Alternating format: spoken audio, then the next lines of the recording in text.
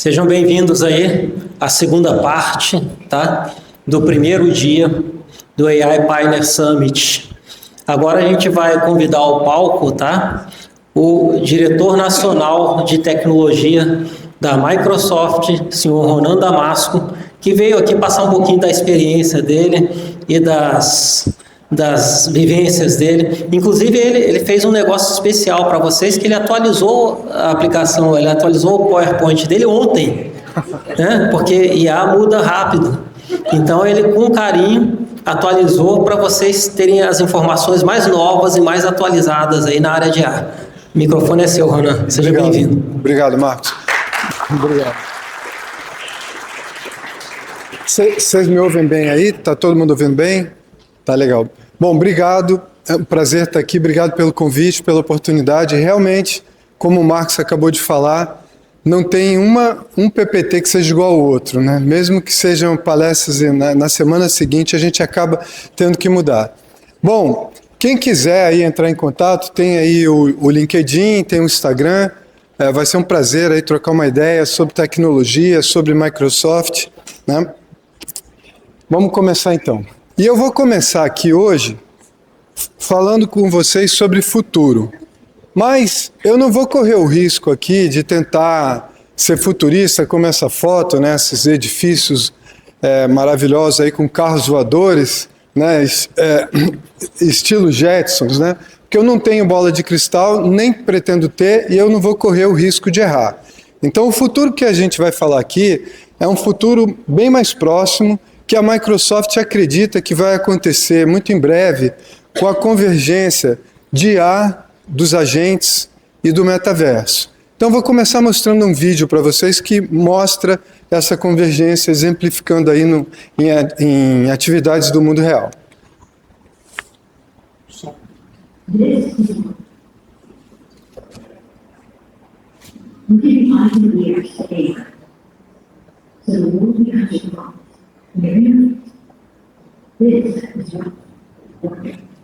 Se pudesse apagar a luz da frente, seria top. Não, deixa.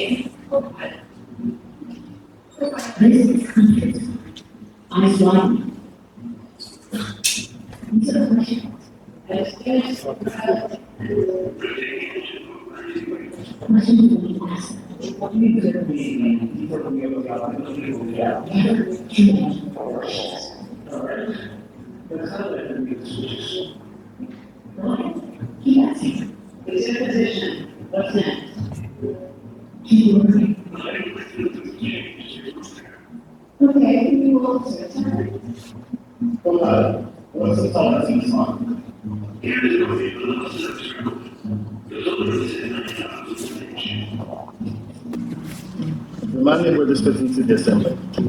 Step 4, align the spindle. The locking ring is highlighted.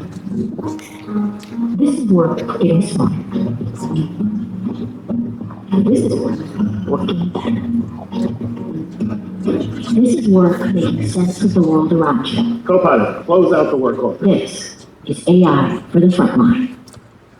Bom, esse vídeo foi gravado no ambiente industrial, né? Mas é muito fácil a gente imaginar que dá para extrapolar esse tipo de interface ou relacionamento aí com o cliente, com o usuário, para qualquer outra relação, né? A gente poderia ter um gerente de banco atendendo um cliente, pegando algum documento dele ali virtualmente. E se vocês repararam, também não implica o uso desses dispositivos, né, óculos holográficos, que são caros, são complicados de usar. Vocês viram várias iterações ali sendo feitas por celular, né, usando um device bem mais barato. E aí a pergunta que eu queria fazer para vocês é o seguinte: vocês acham que a gente está muito longe dessa realidade, está muito perto? Quando que a gente vai chegar lá? Como eu acho que vocês já viram aí, né, na convergência dessa tecnologia. Mas vocês acham que vai demorar muito? Pouco? Então, esse vídeo é antigo. Esse vídeo tem mais de um ano já. E ele é uma coletânea de casos que a Microsoft já fez com clientes. Então, tudo que vocês viram aí já está em funcionamento em algum cliente da Microsoft em algum lugar. Então o futuro já está aí, né? A gente já está vivendo isso há muito tempo. Bom, eu diria que assim, não é uma questão de idade, né? Falar que o mundo está complexo está mudando muito, né? Está muito difícil realmente acompanhar a velocidade. Eu acho que até gerações mais novas, né, que nasceram já usando tecnologia, estão com dificuldade, né? A gente vê vários problemas que a geração nova está enfrentando, solidão, depressão, e não é para menos. Se a gente olhar a agenda global hoje, você tem problemas de todas as naturezas, né? Desde tecnológicos, grandes desafios que a gente está enfrentando, a questões sociais, né? Envelhecimento da população, declínio da fertilidade. Então eu queria dizer um negócio para vocês, o mundo nunca foi tão complexo, não se achem que vocês estão exagerando, não, o mundo está muito complexo mesmo. E aí, para mostrar para vocês essa complexidade que a gente está vivendo, a Microsoft tem um estudo bem interessante que ela faz todo ano, que se chama Work Trend Index, que são índice de tendência do trabalho, e esse estudo o desse ano foi lançado em abril. Alguém aqui tem noção de quantos usuários de Office do M365 a gente tem no mundo? Alguém chutaria? Não, alguém chuta aí, por favor. Hã? Meio milhão. Meio? Errou por pouco. É mais de 2 bilhões de usuários, né? Alguém uma vez chutou bem, falou, bom, a população da Terra é de 8 bilhões e tal. Então, a Microsoft pega, quer dizer, uma base considerável, né, de amostragem. A gente pega essa base de mais de 2 bilhões de usuários em todos os lugares, né, em todos os continentes, todos os lugares. E, claro, anonimizada, né? A gente não vai ficar identificando, né, as pessoas, mas não só isso, a gente ainda faz pesquisa com 31 mil pessoas em 31 países, usa dados do LinkedIn, conversa com institutos de pesquisas econômicas, startups, para chegar nesse relatório. Então, é um relatório muito interessante mesmo de o que está acontecendo no mundo de trabalho. E a primeira tendência que a gente observa é a chamada jornada de trabalho infinita, ou trabalho infinito. Vocês já ouviram falar disso? Alguém já tinha ouvido falar desse conceito? Então, quem não ouviu falar, certamente, toda vez que eu mostro isso, o pessoal fala, eu nunca tinha ouvido falar, mas eu sinto que eu estou trabalhando infinitamente, né? Está todo mundo trabalhando infinitamente, estamos mesmo. Por quê? Porque essa fronteira entre a vida pessoal e profissional não existe mais, né? Ela está fundida, a gente não tem mais vida pessoal e profissional, está tudo misturado. Então, antigamente, quando alguém falava, vou levar trabalho para casa, e era comum, né? Você chegava no fim de semana, pô, estou atrasado no trabalho, aí pegava ali uma pasta, alguns documentos e levava para casa. Quando veio o mundo digital, já sou dessa época também, você levava o notebook para casa, né? Para trabalhar, baixar seus e-mails lá. Hoje não tem mais isso, né? Você está com o seu celular, você está trabalhando o tempo inteiro. Quem nunca mandou um e-mail para um colega de férias? Ou nunca mandou uma mensagem aí de zap para um colega de férias, né? Quem nunca recebeu uma mensagem de trabalho nas férias, né? E normalmente começa assim, né? Eu não quero atrapalhar o seu merecido descanso, né? Mas amanhã temos uma reunião e eu preciso dessa informação. Isso, há alguns anos atrás, seria impensável. Eu estou de férias, a pessoa ia ter que saber em que hotel que eu estou, em que pousada eu estou, deixar um recado lá na recepção. Por sorte, eu iria ver, ligar no dia seguinte. Hoje, essa fronteira não existe mais. E, ao mesmo tempo, você está na aula, né, vocês são estudantes, alguns, né, está no trabalho, é mensagem da família, do grupo de futebol no final de semana, né, do mecânico, da escola, do filho. Então, essas fronteiras caíram. E o que isso trouxe para a gente? Trouxe uma demanda muito, muito forte. Eu não sei se vocês têm noção desses dados, olha, 40% das pessoas começam a trabalhar às 6 da manhã, né, através do e-mail. Né? Então a pessoa acorda, muita gente tem aquela mania de pegar o celular, né, ver as redes sociais, aí dá uma olhada nas notícias e começa 40%, quase metade, olha o e-mail para ver, poxa, o que eu vou ter hoje no meu dia de trabalho? E a média das pessoas está recebendo 117 mensagens de e-mails por dia, é muita coisa, né? Eu já estou bastante tempo na Microsoft, eu sempre recebi mais de 100 e-mails e eu sempre achei que era uma carga excessiva, né? Eu sempre falava, uma semana de fora, de férias, seja lá o que for, são 1000 e-mails depois que eu tenho que lidar, né? Porque tem os direto para mim, os 100 e tantos, e mais os outros que eu tenho que ler. Então, é uma carga muito grande que a gente está sujeito.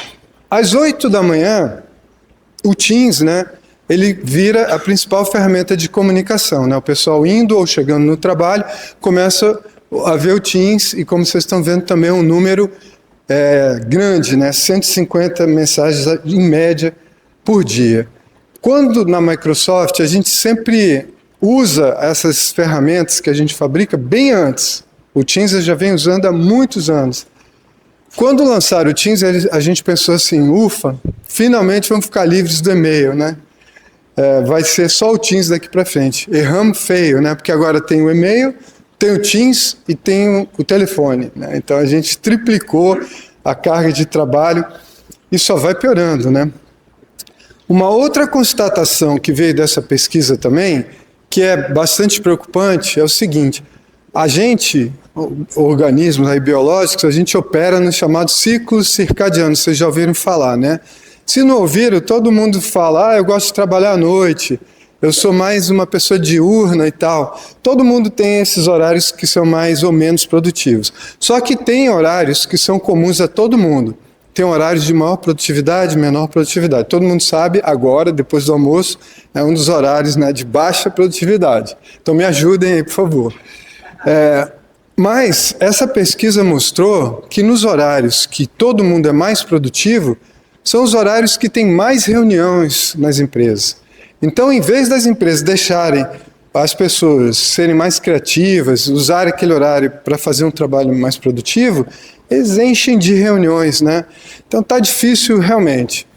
E aí, o resumo da ópera é, a gente não está dando mais conta dessa carga de trabalho, né? Dessas demandas. Então, uma pessoa interrompida durante um expediente, um horário normal de trabalho, 275 vezes, a cada 2 minutos. Eu tenho a impressão que vocês devem estar vivendo o mesmo que eu. Às vezes, ainda bem que hoje em dia tem um Copilot, eu falo, focus time, meia hora, né? Ele desliga todas as notificações, eu boto o telefone bem longe, desligo, porque senão a gente não consegue, né?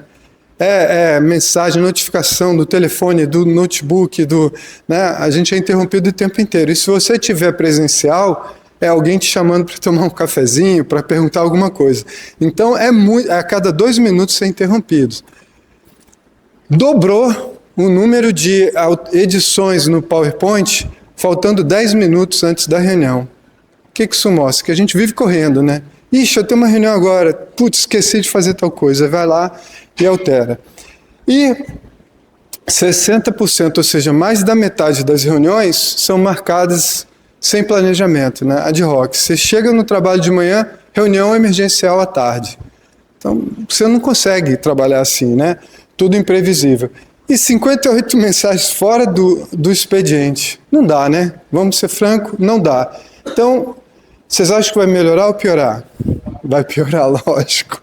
Com tudo digital hoje em dia e a complexidade do mundo naqueles itens que eu mostrei lá atrás, só vai piorar. Então a gente só tem uma saída, que é usar a tecnologia, né? E a gente teve um grande exemplo de que a tecnologia é uma aliada na pandemia, né? A pandemia poderia ter sido pior, aquela tragédia, se a gente não tivesse a tecnologia, né? Então a gente conseguiu continuar trabalhando, as crianças conseguiram assistir às aulas. Não foi muito bom. Não foi, mas pelo menos teve, né? Na minha família teve um casamento online. Sério, juro. Os noivos adiaram o casamento 2 vezes, aí a pandemia não acabava nunca, aí falaram, vamos perder o dinheiro que a gente gastou, fizeram o casamento lá só com os pais e a família inteira, mais de, 200 pessoas conectadas, assistindo o casamento, querendo comer os docinhos lá sem poder, né? Então, mais uma vez, a gente tem a aliada para nos tirar dessa situação, aliviar essa situação, e é lógico que falando de tecnologia, não há como não falar de inteligência artificial, né? é o assunto que você está falando hoje no churrasco, né, com a família, no almoço. Hoje foi o tema aqui, né, do encontro. Então, é um tema que é o grande tema tecnológico de hoje, né? E eu gosto de trazer essa frase aqui, que eu vi uma discussão bacana aqui no painel anterior, e eu estou terminando de ler aquele livro lá, o Gênesis, né, do Henry Kissinger, que eu fiquei pensando, caramba, eu não tinha pensado nisso, que a inteligência artificial pode, inclusive, impactar na religião do futuro. Então, esse livro vai discutindo todos os impactos que a inteligência artificial vai ter, não só esses óbvios aí que a gente já pensa, mas em áreas que eu falei, caramba, eu não tinha pensado nisso. E, realmente, eu gosto dessa frase do Satya, que é o nosso CEO, que ele diz o seguinte, a inteligência artificial, ela não é mais uma tecnologia. E, olha, eu estou há 32 anos na Microsoft, né? Então eu vivi todas as ondas tecnológicas aí que vocês possam imaginar. Fui um dos pioneiros da internet aqui no Brasil. Aí você fala, a internet mudou o mundo, não mudou? Mudou o mundo. Mas ela não causou uma transformação sócio sim, econômica não, né? Não gerou distribuição de riqueza, não mudou muito. Mudou um pouco. A inteligência artificial não. Se vocês começarem a ver o que está se discutindo que a inteligência artificial pode causar, é uma coisa muito mais profunda. É como se foi a Revolução Industrial. O que a Revolução Industrial fez? Você tinha um modelo econômico, social no mundo, né? Uma classe dominante lá que era a nobreza, o mundo era agrícola, e hoje nós estamos no mundo que a gente está aqui, mudou tudo, né? Cidades, né? Indústrias. Agora eu pergunto para vocês, como é que vai ficar com a inteligência artificial? Não sei. Não sei, e estou vendo gente muito boa, grandes pensadores aí discutindo e que também não sabe, mas que vem uma grande mudança, vem, né? E essa mudança, ela já começa a se manifestar em todas as áreas do conhecimento humano, todas, não tem como. Hoje eu vi aqui o pessoal falando de psicologia. Vocês já fizeram música digital? Quem já fez? É legal, né? Cara, eu tenho parentes músicos, eu fiz música digital para eles, aí eles falaram, onde você gravou isso? Não sei o que, não, é música digital. Quem segue o Velvet Sundown aí no Spotify? É uma banda de A que está bombando mais do que muito artista. Eu me amarro porque lembra músicas da minha adolescência. É uma banda de A, né, que está muito famosa, bombando, né? Mas em todas as áreas você tem avanços gerados por IA. Então, no mês passado, teve uma grande descoberta aí de buracos negros, porque jogaram os dados de astrofísica num programa de IA. Medicina, nossa, eu não sei o que vai ser, né? Eu fico, às vezes, parado pensando, a Microsoft soltou alguns programas aí para ajudar os médicos recentemente, mas vocês já viram o eletrocardiograma? Aquele exame que você, para saber se você está infartando, né? Você vai no médico, eu acho que é o primeiro exame que ele pede, né? Quem já foi num cardiologista? O pessoal mais novo aí nunca deve ter ido. Aí ele faz aquelas ondinhas lá. O médico, ele é treinado para olhar 2 ou 3 curvas ali. Ele fala, não, você não está infartando, está tudo bem. Só que deram 80 mil eletrocardiogramas para um programa de IA, ele achou um monte de outros padrões. Falou, olha, o cara não está infartando, mas ele está com tal problema. E então, hoje, está claríssimo o impacto de IA na medicina em situações como essa. E eu poderia ficar aqui o dia inteiro, como eu falei. Mas eu escolhi uma coisa bem interessante aqui para vocês, que é uma convergência que está acontecendo já, que é com a computação quântica, né? O Marcos me conheceu lá, quando eu estava falando sobre isso no evento, que é a revolução na biologia e na química, né? Então, hoje, com a convergência de IA, computação quântica, HPC, né, que é computação de alta performance, a gente está mudando o mundo de uma maneira que vocês não estão vendo ainda, mas já está acontecendo. Por exemplo, já tem refrigerantes, líquidos refrigerantes de data center. Hoje, o data center não usa mais água, né? Aquele negócio que, data center precisa de água. Na geração passada.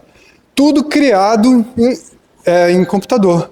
São elementos novos que foram criados em simulação de computador e que depois vão lá no laboratório e testam e tem aquelas propriedades. Então, esse aqui é uma plataforma que a Microsoft tem, chamada Discovery, para biologia e química, E aqui é um caso que foi feito no ano passado, em 2024, com o Departamento de Energia lá dos Estados Unidos. PNNL é Laboratório Nacional da Costa do Pacífico, Costa Noroeste do Pacífico, né? Pacific Northwest National Lab.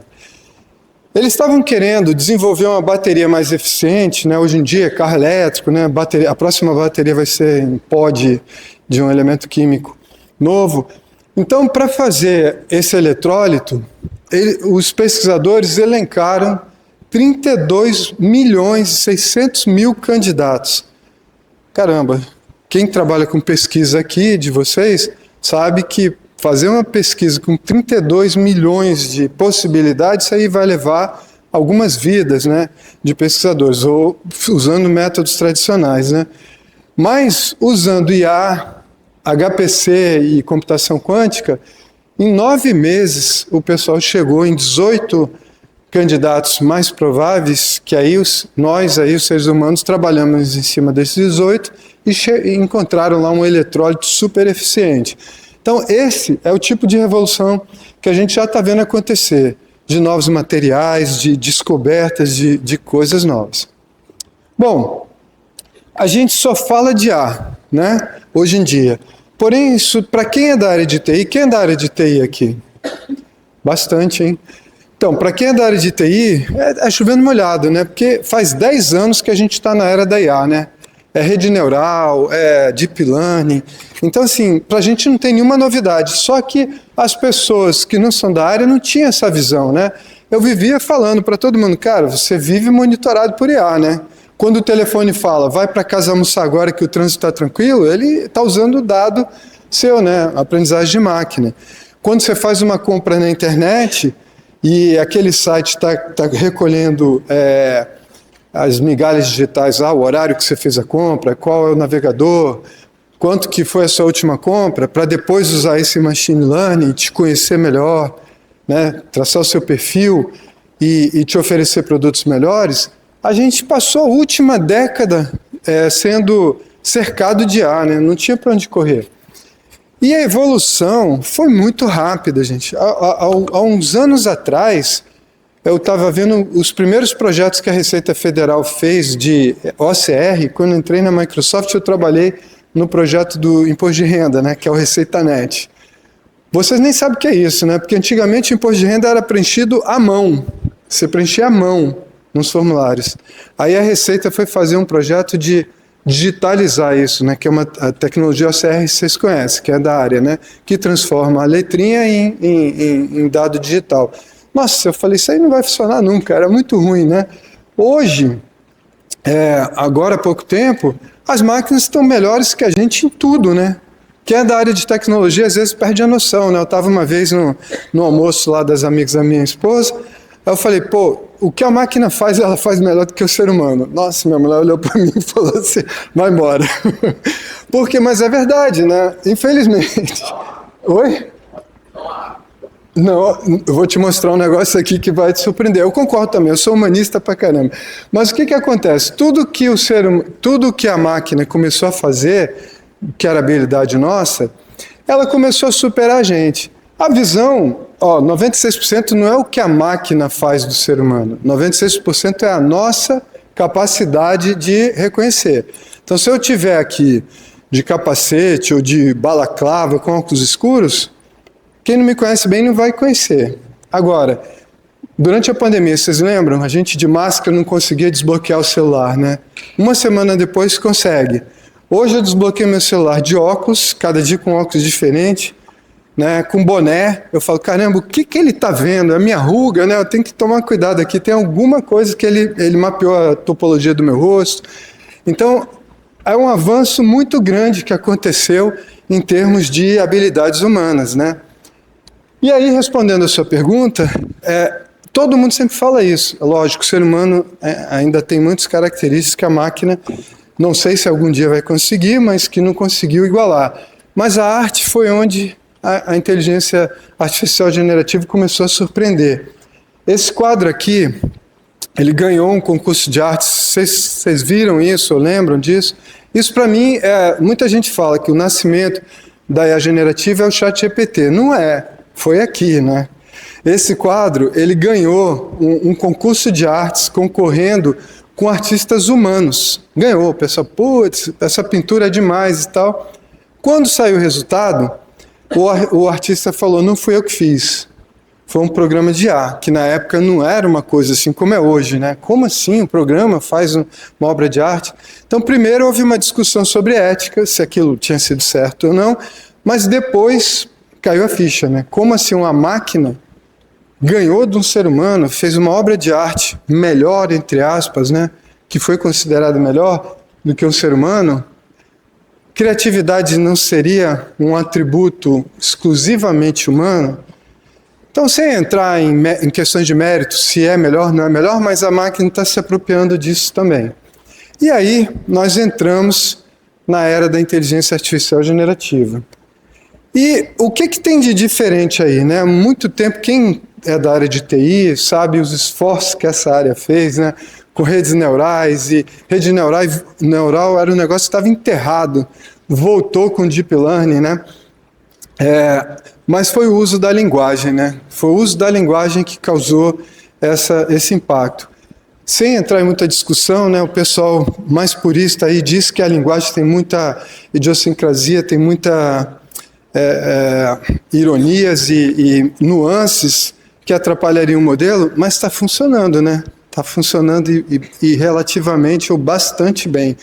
Então, eu acho que a linguagem, que sempre foi uma ferramenta importante que a humanidade desenvolveu para a gente transmitir conhecimento e durante a história, acabou sendo o grande alavancador. Bom, como tem muita gente aí da área de TI, aí o pessoal vai falar, poxa, sessão da tarde, né, vale a pena ver de novo? Mas eu vou passar, porque às vezes eu paro e fico falando, eu penso assim, cara, quando que eu fiz esse vídeo? Eu fico todo atrapalhado. Faz uns 10 anos, eu vou ver, foi no ano passado. Então, realmente, uma vez um amigo meu da Microsoft, a gente estava conversando, um amigo lá de Israel, aí ele falou um negócio, eu falei isso aqui foi feito em dezembro do ano passado. Ele, pô, isso aí já não vale, é pré-história. Sério, eu falei, cara, você tem razão. As coisas estão tão rápidas hoje que 1 ano é pré-história, 2 anos é a idade das cavernas, né? Então a gente para hoje e fica perplexo de ver como as coisas evoluíram tão rápido. Então eu vou pedir desculpa aí para os que já viram os vídeos, mas vamos fazer uma retrospectiva rápida do que a gente viu em 2 anos e meio, que é de cair o queixo. É lógico, eu não vou ficar aqui 3 horas passando vídeo, mas eu peguei alguns que para mim me marcaram muito. Vocês lembram desse, do lançamento do GPT-4? Que bom. Então isso daí foi quando colocaram o chamado multimodal, né? Foi o quê? O Brockman, né, o Greg Brockman, pegou e falou, eu não sei fazer uma página web, mas eu queria fazer uma. O que ele fez? Ele desenhou no caderninho, aquela folha lá do meio, tirou uma fotografia, como vocês estão vendo lá no cantinho de cima à esquerda, tirou uma fotografia do caderninho e falou, cria um site web assim para mim. Ali no canto não dá para ver direito, mas é o código, né, HTML, e embaixo a página web. Aí você fala, caramba, qual que foi a conclusão disso na época? A linguagem de programação do futuro vai ser inglês, português, né? Eu tenho outros vídeos aí que eu tirei, mas por causa do tempo, mas assim, o cara cria um videogame falando, tipo, cria uma nave, cria um planeta, cria isso. Hoje em dia é fácil, né? Todo mundo faz vibe coding, mas isso foi feito há 2 anos atrás. E na semana passada, o pessoal lançou, semana passada não, 3 semanas, né? O tempo voa demais, lançaram o GPT-5, e agora olha como é que estão as coisas. Faça isso para mim com 5 prompts, né? A pessoa falou, cria um jogo de damas, em vez de preto e branco, rosa e azul. Eu sou o rosa, você o computador é o azul, vamos nessa. Acabou. Quem ensinou as regras? Né? Ah lá, ele está jogando dama, ele clica na peça, a máquina mostra quais são as possibilidades. Isso é um site web, então não só criou o jogo, já criou o site web, já deu um endereço para ele com 5 prompts. Então é essa evolução que aconteceu em 1 ano e meio. Esse vídeo é um pouquinho antigo também, eu diria que é saindo da idade das cavernas ali, mas sempre me impressionou. Foi um vídeo que eu digo que é o meu momento de perplexidade. Quando eu paro e vou tomar um café e falo, caramba, para onde que nós estamos indo? Esse foi um desses vídeos que me fez parar e ficar um bom tempo olhando para o nada aí. Hey, figure one, what do you see right now? I see a red apple on a plate in the center of the table, a drying rack with cups and a plate, and you standing nearby with your hand on the table. Great, can I have something to eat? Sure thing.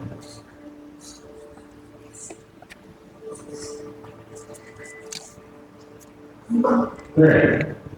Can you explain why you did what you just did while you pick up the scraps?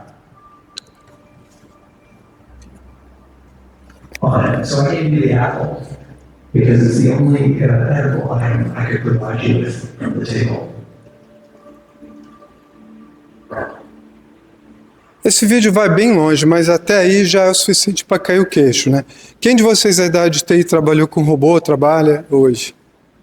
Ninguém, né? Básico, só de inteligência artificial no sétimo período. Legal. Bom, quem mexeu com robô, não agora, mas o robô tradicionalmente, robô é o dispositivo menos inteligente que você possa imaginar, né? Você tem que treinar o robô para uma determinada tarefa exatamente para fazer o que você quer, né? Tipo, pegue uma peça daqui para ali, pinte essa peça de tal cor, quando bater, faça tal coisa. O robô não sabe fazer nada, né? Você tem que dizer para ele tudo o que ele tem que fazer. Esse robô aí não foi treinado. Ele não foi treinado, ele foi só carregado com IA generativa. Eu já comecei ficando tonto ali, eu falei, caramba, não é possível. O robô está conversando, o robô executa tarefas, né, ele identifica objetos. Quem falou para ele o que é um prato? Um secador de pratos? Quem falou para ele que a maçã é aquela bola vermelha? Quem falou para ele que a maçã é comestível? É de parar e pensar, né? Então, e outra coisa, eu vi vocês discutindo explicabilidade. Isso aqui não é explicabilidade, mas é line of thought, né, que é a linha de pensamento. Por que você me deu a maçã? Porque é a única coisa comestível. O robô já começa a explicar por que ele fez daquele jeito. Não estou querendo dizer que é explicável, mas é a linha de pensamento, né? Vocês já devem ter visto isso, né? Hoje em dia tem 1 milhão de memes aí na internet do cara construindo as pirâmides no Egito, né? Todo mundo já viu esse? Que aí ele fala, pô, depois vão dizer que foram os ETs, né? E eu me morrendo aqui no sol. Esses vídeos foram todos criados com prompt. Esse aqui de baixo à esquerda, que é um cara num outro planeta com capacete de lã. Não sei de onde tiraram essa ideia. Tem até o prompt, né? Vocês vão ver ali que ele bota o prompt que gerou esse vídeo. Mas tudo isso daí é IA. Então não existe nenhum personagem desse, não existe nenhuma desses locais, né? Tudo IA. Cara, é muito impressionante, né? É muito impressionante. Tenta pensar nisso daí há 5, 10 anos atrás, a gente esquece rapidinho. Olha o que aconteceu em 2 anos. Ali o mesmo prompt, né? Gere um pendente feminino de girassol. Em 2022 e 3 anos depois. Olha a evolução. Qual desses aqui é o ser humano de verdade? É o da direita. Mas olha, o ser humano de A está bem mais legal, né? Tá com foco melhor, né? O outro está desfocado, né? Não entendi. Eu tô achando que pegar a vazão incrível para ter mais do ser humano. Bom. Isso faz um foco como cinematografia. Forma de histórias que pode. Depois põe um microfone, porque eu estou ouvindo bem mal daqui. Basicamente tem uma preocupação cinematográfica aí. Bom, e aqui um outro vídeo que eu gostei bastante, que mostra essa questão da interação multimodal. Eu não sei se vocês viram esse vídeo aí do GPT-4 multimodal. Quem assistiu aquele filme Ela, né, que é Her lá em inglês, vocês viram? Que o cara se apaixona pelo assistente. Esse vídeo aqui, a OpenAI colocou no ar e teve que tirar, porque o pessoal falou, não, parece muito filme, inclusive a artista reclamou, porque a voz era parecida, ou era a voz dela, sei lá. Mas eu tenho esse vídeo até hoje aí, E é um vídeo que eu gostei, que eu falei, caramba, na época eu achei legal, né? Eu vou mostrar por quê aqui. Hey, how's it going? Hey, Rocky, I'm doing great. How about you? I'm awesome. Listen, I have some huge news. Oh, good tell. I'm all ears. Well, in a few minutes, I'm going to be interviewing at OpenAI. Have you heard of them? OpenAI. So, sounds big for me. Getting more excited with this problem, Rocky. What's going you? Well, it's for a software engineering role, but I just need to know, do I look presentable, professional? Well, Rocky, you definitely have the coding all right for the demo, which could actually work in your favor. Maybe just running out through your hair or lean into some actions. Even if you have such a profession. I don't have a lot of time, so I'm just going to throw this on. What do you think? Oh, Rocky, that's quite a statement, please. I mean, you definitely said that. Though maybe not in the way that I'll be perfect. Okay, I got it. Vocês tinham visto esse vídeo? Não, ele foi tirado bem rápido. Aí quando eu vi esse vídeo eu falei, caraca, que legal, quando que será que eu vou poder fazer isso, né? Parecia o filme, né, que eu tinha assistido, eu falei, nossa, parece ficção científica, será que eu vou conseguir fazer isso quando? E aí, já fiz isso há bastante tempo, mas eu gravei esse vídeo aqui nessa... Abaixa um pouquinho, hein? Eu tô bem. Compadres, eu tô com sinusite e dor de garganta. O que pode ser a causa? Que chato ouvir isso. Sinusite e dor de garganta podem ser causadas por várias coisas, como alergias, resfriados ou infecções. Pode ser uma boa ideia consultar o médico para ter um diagnóstico correto. Enquanto isso, beba bastante água e descanse bem para ajudar na recuperação. Espero que você se sinta melhor logo. Que médico deve se procurar, compadre? Você pode procurar um clínico geral ou um otorrinolaringologista. O clínico geral pode te avaliar e direcionar para um especialista se for necessário. Já o otorrino é especialista em problemas de ouvido, nariz e garganta e pode te ajudar com a sinusite e dor de garganta. Boa sorte e se cuida, viu? Valeu, obrigado, compadre. Por nada, Ana. Espero que você melhore logo. Qualquer coisa, tô aqui. É esse telefone, tá aqui, ela tá aqui. Antes que você pergunte, não estou apaixonado pelo Copilot, não tem, né? Esse vídeo, esse vídeo foi gravado por uma situação real. Vocês já estão interagindo com a internet assim, com... Não, eu acho engraçado esse vídeo assim, oi Copilot, ela pergunta, você tá bem? Eu todo chumbado, sinusite, dor de garganta, não, tudo bem, tô bem. Esse vídeo foi uma situação real, minha filha me ligou, falou, pai, eu tô super mal, você podia me levar no médico? Eu falei, que médico? Aí ela falou, não sei, no caminho a gente vê, e eu, cadê o seu marido? Ah, tá trabalhando. Aí no caminho ela teve essa conversa, né, com o Copilot, eu achei legal, porque eu falei, poxa, tá moderninha, ela, pô, eu vou fazer uma pergunta para vocês. Vocês já imaginaram ter essa conversa no método antigo de consultar a internet? Você vai lá e faz uma busca. Sinusite mais dor de garganta. E eu vi quantos links? 300? 400? 10 mil? Você tem que ler esses links dirigindo para tentar achar a resposta. Quem já está acessando a internet desse jeito? Para tudo ou para quase tudo? Pô, pode mudar, que eu acho que é um caminho sem volta, né? O QR Code está aí, quem quiser colocar, quem quiser ver, tem, vocês veem aí no celular, mas tem aqui no meu também, se quiser. Então, uma das coisas que eu achei legal dessa revolução, que eu queria destacar aqui, é essa modalidade, né, de conversar, de falar, né, conversar com as coisas, que é o jeito que a gente se comunica, né, o ser humano, a gente conversa. E você conversa com dado também, né? E aí, esse aqui é um exemplo que eu fiz para mostrar, isso eu fiz lá quando saiu o ChatGPT também, né? Estava nas cavernas lá junto com todo mundo. Para mostrar que você conversa do jeito que você quiser, né? Então, assim, esses modelos, eles têm personalidade, né? Então, posso dizer para ele, cria um anúncio de emprego para um programador Python como um humano da quebrada e como uma senhora de 90 anos. E aí vocês estão vendo. Então, é uma maneira totalmente disruptiva, né, de você interagir com o seu cliente, com o seu usuário, falando do jeito que ele fala, no nível de educação que ele tem, de escolaridade, usando os termos que ele usa. Aí você pode colocar como se fosse um médico, como se fosse um policial e fazer essa interação. Então, essa maneira de conversar é muito legal. E você pode conversar com o dado literalmente, né? Estou terminando aí uma demonstração com o Código de Defesa do Consumidor, mas um colega da Espanha fez uma demo mais legal aí, que é conversar com um PDF. Então, o que ele fez? Na Microsoft, toda vez que a gente vai fazer uma demonstração, para não usar o dado de uma empresa real, a gente tem uma empresa fictícia que a gente chama Contoso, né? Então, ele pegou o manual do funcionário dessa empresa, que tem lá quais os benefícios da empresa, plano de saúde, e ele vai conversar com esse manual.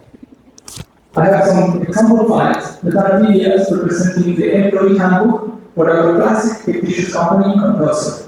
It has information about healthcare plans, company perks, and so on. Here are some examples. Healthcare and the employee handbook. So let's go ahead and try the application with all of this. Does the company employee perks include scuba diving lessons? Yes, the company employee perks include scuba diving lessons. What are my options for healthcare plans? You have two options, Northwind Health Plus and Northwind Standard. The Plus plan offers comprehensive coverage, including medical, vision, and dental services, along with emergency, mental health. Wait, not all the plans include emergency care? Correct. Only the Northwind Health Plus plan includes emergency care coverage, both in-network and out-of-network. The Northwind Standard plan does not cover emergency services. Cambiemos a español. ¿Están incluidos los exámenes anuales de vista en el programa de salud? Sí, los exámenes anuales de vista están incluidos en el programa de salud Northwind Health. De nada. Então, vocês viram? Ele até mudou de idioma, né? Ele é espanhol. E é uma conversa, né? Teve uma hora que ele interrompeu a IA, né? No meio da resposta. Então, vocês viram aí que realmente... e outra coisa, que empresa legal, né? Que benefício, aula de mergulho. Onde é que põe o currículo, né?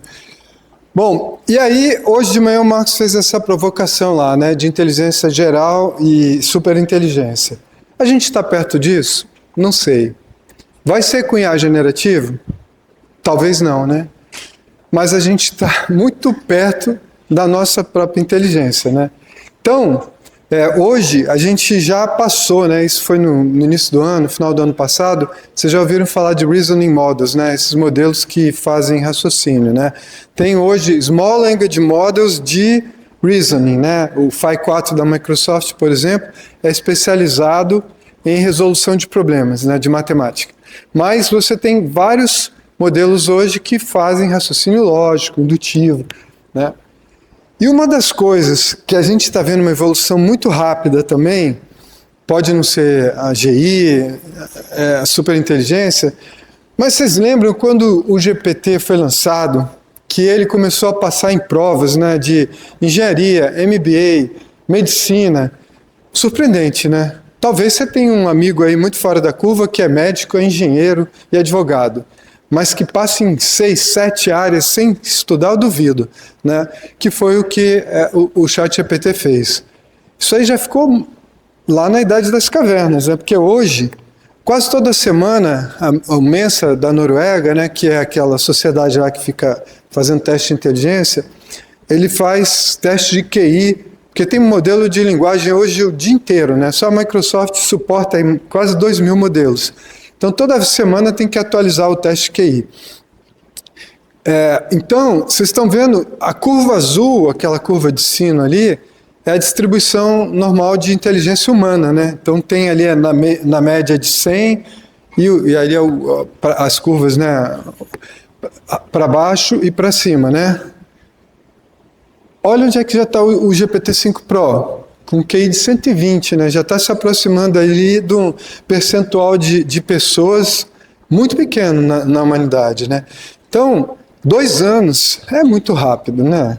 2 anos e pouco é muito rápido. Então, eu não sei se vem a GI disso, mas que eles estão muito próximos da gente, já estão. E a Microsoft, o que tem a ver com isso? Bom, hoje nós temos aí modelos de IA de muitas empresas, modelos excelentes, né? Todos os grandes fabricantes aí estão fazendo coisas surpreendentemente boas, né? Mas a OpenAI continua liderando, né? Vide o gráfico anterior que eu mostrei ali. E a OpenAI realmente que fez, que puxou todos esses avanços de IA. Eu não sei se vocês sabem, a OpenAI foi treinada na rede da Microsoft, né? E isso, para quem não ficou sabendo, a Microsoft tinha, até bem pouco tempo, um acordo de exclusividade com a OpenAI. Eu mesmo sempre me perguntei, por que isso, né? Uma ferramenta, uma tecnologia tão poderosa que vai mudar o mundo, por que eles fizeram exclusividade com a gente? Podiam sozinho, né, ter chegado onde eles chegaram. Por quê? Até quem é da academia aí sabe, esses modelos tinham restrições teóricas, aí o pessoal dizia que não ia funcionar. Então, o Sam Altman, há bem pouco tempo, ele falou o seguinte: dinheiro eu tinha muito fundo de investimento que eu podia ter pegado dinheiro. O que eu não tinha era hardware para treinar esses modelos. Então, ele bateu em muitas empresas na época para fazer o treinamento. O pessoal falou, tá doido? Vou parar um data center para testar, fazer uma brincadeira, um teste desse, que você nem tem dinheiro para pagar, né? Eu vou ter que bancar isso. E a Microsoft bancou, né? A pessoa se chama Kevin Scott, né? É o CTO da Microsoft, que vai aparecer numa foto já. Ele teve essa visão na época e falou, vamos bancar. E aí a gente virou o sócio aí da OpenAI. Para quem não sabe aí, eu acho que hoje em dia todo mundo sabe, mas a quantidade de dados nesse modelo é próxima do conhecimento humano, né? De todos os tempos, né? Por quê? Isso é do GPT-3, né? Que não é nem o 351, esse é o 3.5, não é nem o 351, que é o que baseou o ChatGPT. Se você somar ali, tem quase 80 bilhões de livros, né? 410 bilhões de tokens, um token mais ou menos uma palavra, né? Então, quase toda a internet, Wikipedia, é coisa para danar, né? Pra vocês terem uma ideia do tamanho disso também, alguém aqui sabe quantos tokens tem, quantos parâmetros tem no GPT-5? Ainda bem, que ninguém sabe. O GPT-4 nunca foi divulgado, mas o pessoal estima que seja em torno de 3 a 5 trilhões, né? Quando foi lançado o GPT, o ChatGPT, o maior modelo era da Microsoft, chamava Megatron Turing, né, que a gente fez com a NVIDIA, aquele fabricante de GPUs. Tinha 500 bilhão de parâmetros. Eu não consigo nem pensar num número desse, né? Eu não consigo nem imaginar esses parâmetros aí alinhados numa folha de papel, por exemplo, que seriam milhares de folhas de papel, né? Então são modelos realmente muito grandes e por isso que foi uma aposta enorme. Bom, chega de olhar para trás, já falamos aí como é que vai ser o futuro, agora vamos falar do que já chegou, né? É uma tendência que já está aí, mas eu vejo as pessoas falando, mas acho que ou não entenderam direito ou não estão vendo a aplicação, que é a questão dos agentes. Essa pesquisa, que lá no início eu comecei a falar, trouxe destacado uma frase que eu não chamei atenção na hora, mas agora eu estou chamando, que se chama Frontier Firms, né, que é empresas de fronteira. A Microsoft está se reestruturando, vocês estão vendo aí movimentos globais da empresa, mudando internamente como a gente trabalha, para trabalhar dentro desse novo conceito. O que é uma empresa dessa de fronteira que a gente fala? Bom, todo mundo aqui deve usar um assistente de IA, não é? Um ChatGPT, um Copilot.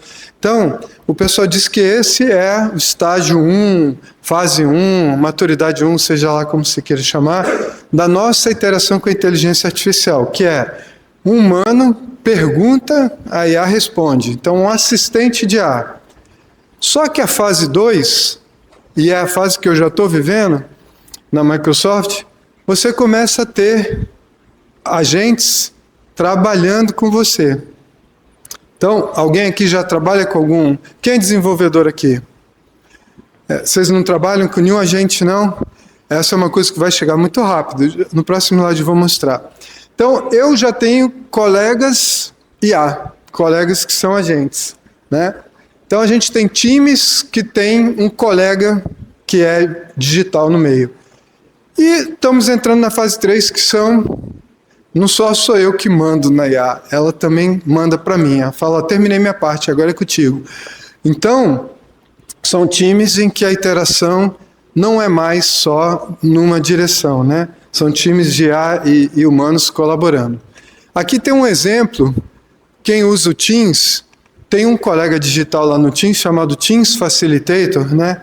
Que você convida para reunião. Isso aqui eu tive que bloquear porque era uma reunião interna, né? Que ele entra como um organizador da reunião. Então ele fala, olá, sou o Teams Facilitator, estou aqui para ajudar e tal. E ele fala, ó, alguém deseja agendar uma outra reunião para abordar esse tópico? Olá, pessoal, já passamos de cerca de 5 minutos no tempo.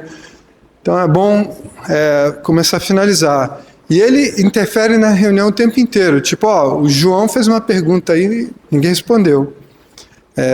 Vocês mudaram de assunto e a pauta não foi coberta. Então já tem colegas digitais aí o tempo inteiro.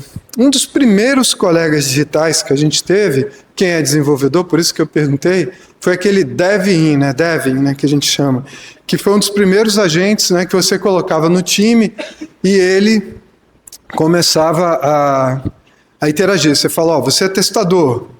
Ele, quando que eu recebo o código? Toda terça e quinta-feira. Que horas que eu devolvo? Você dava os parâmetros, ele está trabalhando com você. Os desenvolvedores, ou alguém que arriscar, hoje, o grande X da questão é encontrar esse equilíbrio ideal entre seres humanos e agentes. Então, cada área vai encontrar o seu. A pergunta para os desenvolvedores, qual que é hoje a taxa de humano-agente que a gente tem visto no mercado? Alguém se arrisca? Não, eu tenho um filho que mora lá no Vale do Silício, toda hora eu fico falando para ele, cara, você vai se dar mal a qualquer momento. Tá 3-7. 3 humanos para 7 agentes. Nos melhores casos, 4-6. Então, numa equipe de 10, você tem 3 ou 4 seres humanos que estão ali ou trabalhando em controle de qualidade, ou vendo se nada vai dar errado, né? Ninguém está confiando 100% ainda, né? Mas já está, a maior parte do trabalho mesmo de codificação hoje é feita por agentes, né? GitHub Copilot, essas coisas aí de Vibe Code, né? Então, isso aí já estou com um monte de colega digital e tranquilo trabalhar, né? Esse relatório foi além. Uma vez eu estava fazendo uma palestra e o camarada perguntou assim, mas nem todo mundo foi treinado para ser chefe, né? Um chefe, ele sabe delegar tarefas e tudo. Como é que um servidor normal, uma pessoa, era um serviço público, vai ser um chefe de agentes? Calma, a pesquisa já fez isso também. Essa pesquisa já identificou quais as habilidades que você tem que ter para ser um bom chefe de agentes. Para onde nós estamos indo, né?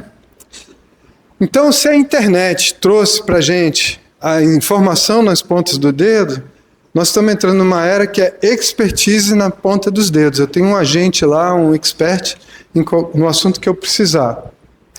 Bom, uma coisa que vocês têm que se dar conta também é o seguinte, vou ter um colega digital, é muito mais que isso.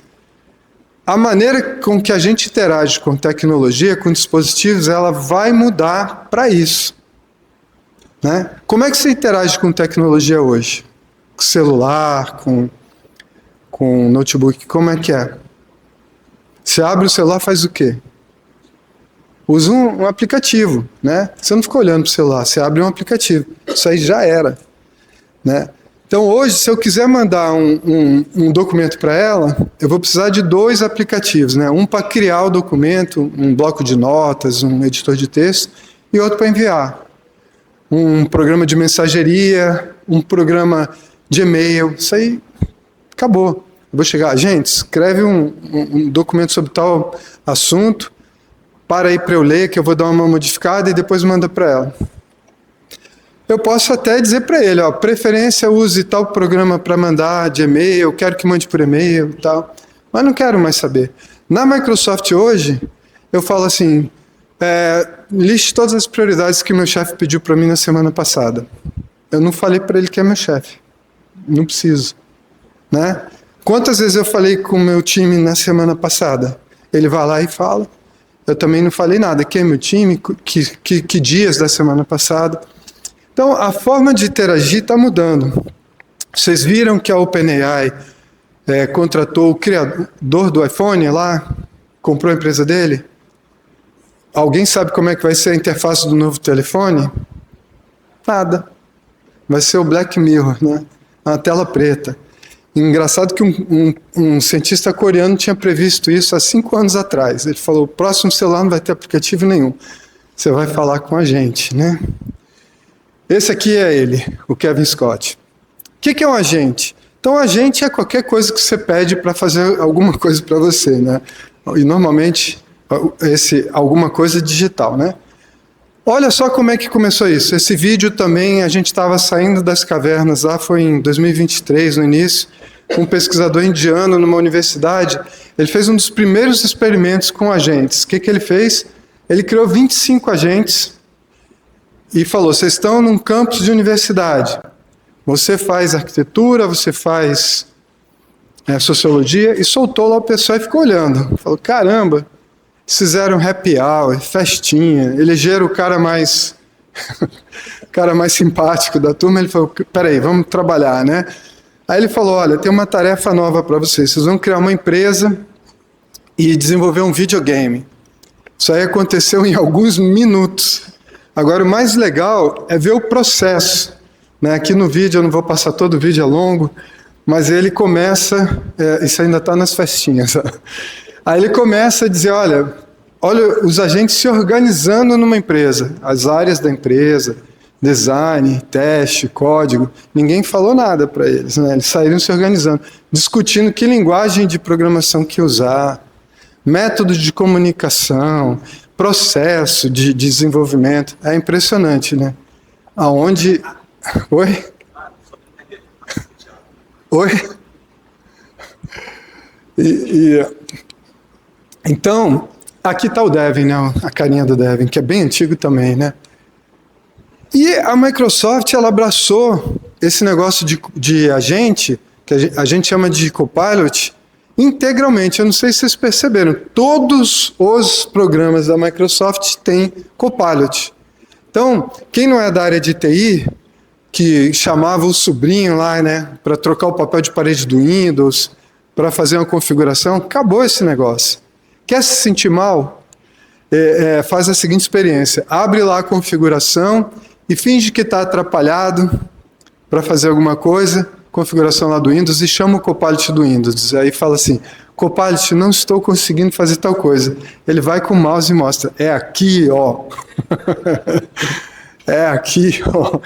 E ele ainda mostra para você. Aí eu falo, não precisava, né? Bastava configurar e não me humilhar, né? Mas hoje você tem Copilot para tudo. Você não sabe fazer uma pivot table no Excel? Não precisa mais saber, é só conversar lá e pedir uma. Não quer fazer um gráfico? Mesma coisa. Então, a Microsoft abraçou e a gente, como eu falei aí, essa filosofia de agentes, ou copiloto para a Microsoft, é a nova interface do usuário, né, ao X da tecnologia. A gente vê que a gente vai interagir com tecnologia sim, a partir de agora. Olha aí, ó. Dia 27 de agosto, né, mês passado, aí, final do mês passado, Samsung assinou com a gente para colocar o Copilot na Smart TV. Então, provavelmente em algum update aí nos próximos meses ou no ano que vem, não sei, dependendo do modelo, você vai ter o Copilot lá. Então, em vez de ficar procurando filme, quem era o artista, eu vou falar, né? Oi, Copilot, ó, quero ver um filme do artista tal, não lembro direito, mas tinha um tiroteio no meio, o cara morre no final, e ele vai buscar lá isso para mim. Agora, a transformação que vem aí é muito maior. Eu vi pessoas falando de agentic web e tal, fico imaginando, será que o pessoal se deu conta de onde nós estamos indo? Vocês já ouviram falar de internet morta? O que é internet morta? Os agentes estão criando muito mais conteúdo do que a gente consegue. Você contrata um blogueiro agente, ele posta 300 blogs por dia. O ser humano não consegue mais ler isso, não acompanha, só outra máquina. Então, o que que...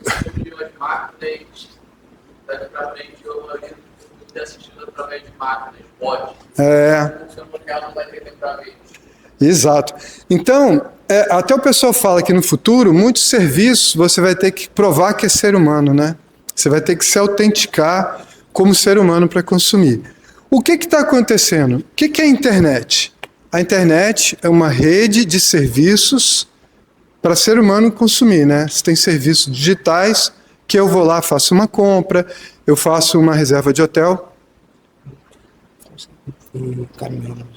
Sim, já está acabando. Já está acabando. Tá. Obrigado. É uma rede que tem serviço para um ser humano consumir. Vocês já devem ter visto vídeos em que o agente simula um ser humano, né? Ele fala, vou marcar uma consulta de médico. Aí o agente fala com o atendente, olha, bom dia, eu queria marcar... Isso aí acabou. Existe um padrão agora chamado NL Web, Natural Language Web, que um agente conversa direto com o site web. É uma camada que você põe no site web e que ele pode ser consumido por nós, por seres humanos, ou por agentes. O TripAdvisor já tem essa camada, foi um dos pioneiros. Então, eu hoje posso ir no TripAdvisor, criar o meu agente lá, meu assistente pessoal e falar, quero viajar na sexta-feira depois do trabalho, quero ir para uma cidade tal, reserva o hotel tal para mim, se não tiver o hotel tal, se não tiver o tal, se não tiver 10 quilômetros de distância do centro, com preço de diária máximo tal, reserva os restaurantes, toma aqui meu cartão de crédito, vou trabalhar, ele volta com as reservas para mim. Pois é. Bom, eu vou pular aqui em função do tempo, eu acho que o painel de vocês cobriu bastante as preocupações, né? Então já está tudo bem, mas eu só vou falar isso para vocês aqui para terminar. Essa questão aí de vai perder emprego é muito batida, e aí tem uma frase que eu acho pior ainda, que é, você não vai perder emprego para IA, você vai perder emprego para alguém que sabe usar IA. Não, cara, você não vai perder emprego. Né? Então eu gosto dessa frase aí do Balaji, que é um dos fundadores da Coinbase, que ele fala assim, você vai fazer qualquer emprego que você queira, porque você tem um assistente com uma expertise que você não tem. Né? Ou a gente vai entrar no que alguns filósofos aí falam na era da prosperidade, né? Acabar com a escassez e não vai trabalhar mais, não sei. E eu acho que o fato da gente chamar nosso assistente de copilot mostra isso também, né? Eu não quero um piloto automático, o avião tem um piloto automático, né? Você vê o piloto indo no banheiro, você não fica nervoso, o avião não vai cair, porque ele está no piloto automático. A gente quer um copiloto, é alguém que vai ajudar o piloto a fazer as coisas. Então a gente não quer, eu acho que não só a gente, né? A indústria de tecnologia, com algumas exceções, né? Está muito preocupada com essa questão de substituição, causar dano para o ser humano. Era isso. Aí, Jonas. Cadê o Jonas?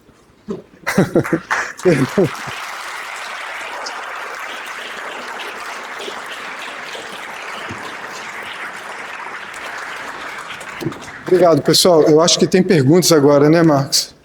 É isso? Isso. Isso eu ligo aqui. Alô.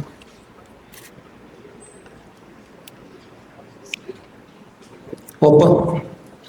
Bom, já 5 minutinhos aí de perguntas para o Ronan, tá? Se alguém quiser fazer uma pergunta aí, ele está à disposição aí, 5 minutinhos, tá? Aqui, ó. Valeu, obrigado. Alguma pergunta?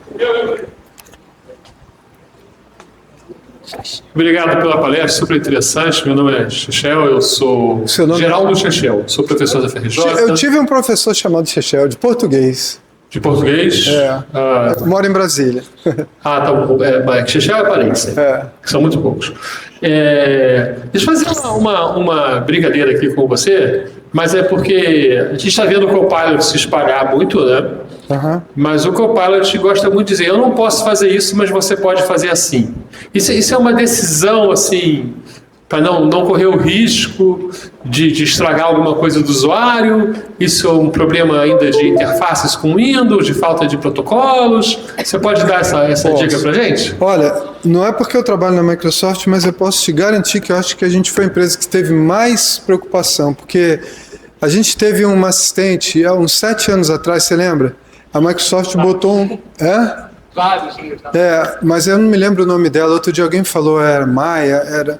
A gente colocou no ar uma assistente que teve que tirar no dia seguinte, porque era um chatbot, foi um dos pioneiros aí de conversacionais.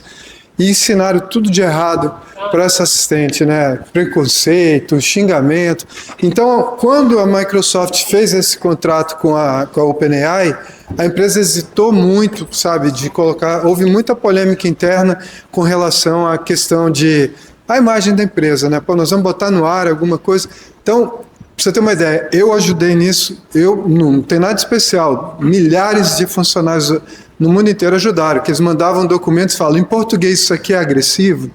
Eu falei, não, pode botar, né? Mas às vezes eu não acho, o colega do lado acha. Então, foi um esforço muito grande de metaprompt, né, para fazer essas filtragens aí, porque realmente é uma questão complicada, né?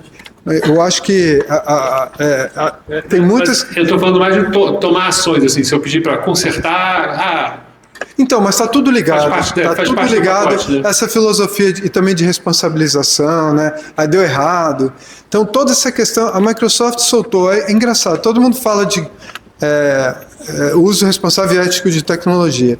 A gente tem 6 princípios de IA responsáveis que foram lançados em 2016. Então, se você procurar lá no blog do Satya, o nosso CEO, em 2016 ele já falava isso, ó. Na empresa a gente usa esses 6 princípios. Então tem um comitê interno de ética que verifica tudo em função disso. Justiça, transparência, responsabilização, blá, blá, blá, blá, blá. Nada sai sem ser ticado nesses 6 princípios, né? Então, certamente não está fazendo porque feriu algum deles. Obrigado, hein? Valeu. Tem uma aqui, ó. Não, não, né? Não, pode fazer, cara. A gente tá de boas aí, vai. Você não se preocupa da IA no futuro trazer alguma dano à humanidade no sentido mental da mente? Muito. De atrofiar, muito. tipo, os pensamentos, a pessoa não conseguir pensar por si própria mais? Eu não sei se a gente vai chegar nisso, mas talvez, né? Vocês já viram um vídeo do Arthur Clarke, um senhorzinho lá em 1940, falando da próxima evolução do ser humano com a máquina, né? Então ele fala que o ser humano é muito arrogante de achar que a gente vai sempre evoluir biologicamente. Em algum momento a gente vai se fundir com a máquina e pode ser um chip, alguma coisa, né?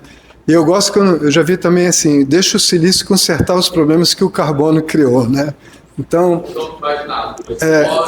Android, a fusão biológica, os caras perguntando que já meteram como tá.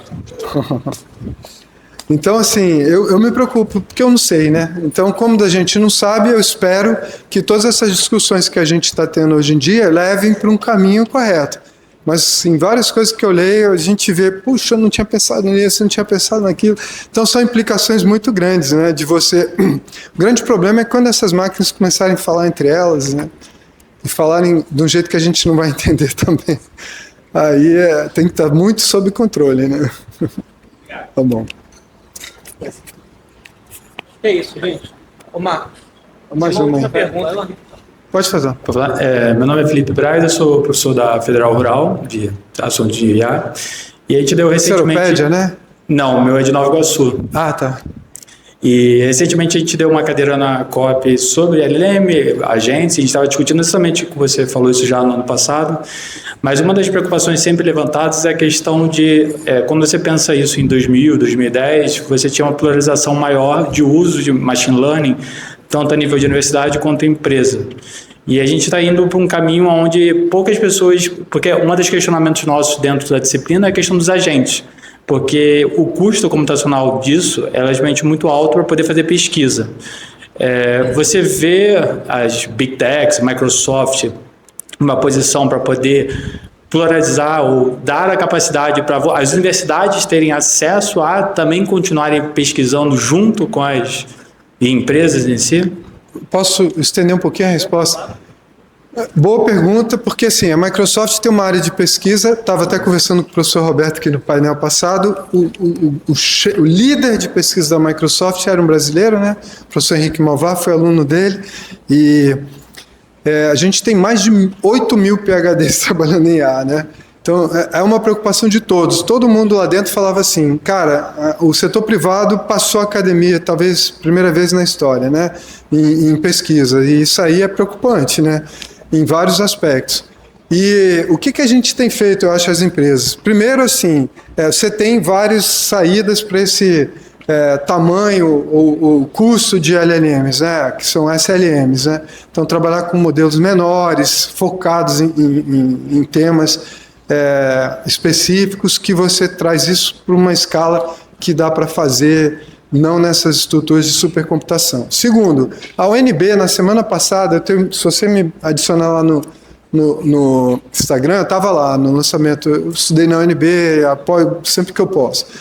A Intel, olha que interessante, por uma questão de competitividade, como ela ficou atrás da NVIDIA, ela está doando supercomputação para a UNB. Então, a UNB lançou um laboratório de supercomputação que você vai poder ter acesso através de convênio também. Então, eu imagino que isso vai acontecer em outras universidades também, né? E o terceiro ponto é o que o Satya fala, e que eu acredito também, né? Que se você olhar na história das tecnologias, esses LLMs, já começou a tendência de virar commodity. Comoditização de LLM, né? Então, assim, os avanços na parte de hardware que estão começando a surgir, como eu falei de cooler, né? Fabricado por IA e tudo, os custos que hoje são caros aí de energia, de data center, eles tendem a cair, né? Já caíram de uma forma muito grande. Se você olhar a curva, naquele estatística, naquele site global, tem a curva de decaimento do custo de token, é absurdo de rápido. Então a gente está indo para uma comoditização, né? Talvez vocês não lembrem, mas assim, quando um microcomputador saiu, era para ser um carro, né? Hoje... Banco de dados também, é um caso. Banco de dados. Então eu acho que assim, mas é um movimento legal para monitorar, que tem um espaço. Eu sempre acho que a academia tem que se aproveitar das empresas privadas, né? E com essa capacidade de investimento, seja qual for o interesse da empresa privada, que muitas vezes é só mindshare, né?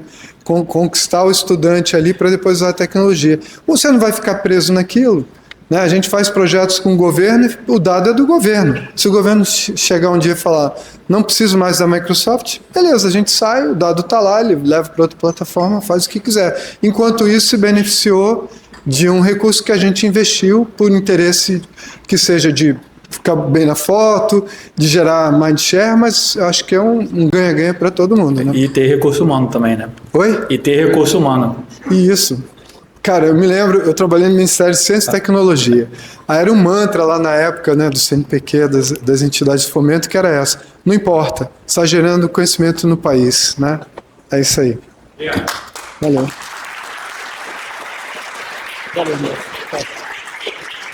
Valeu. Ronan.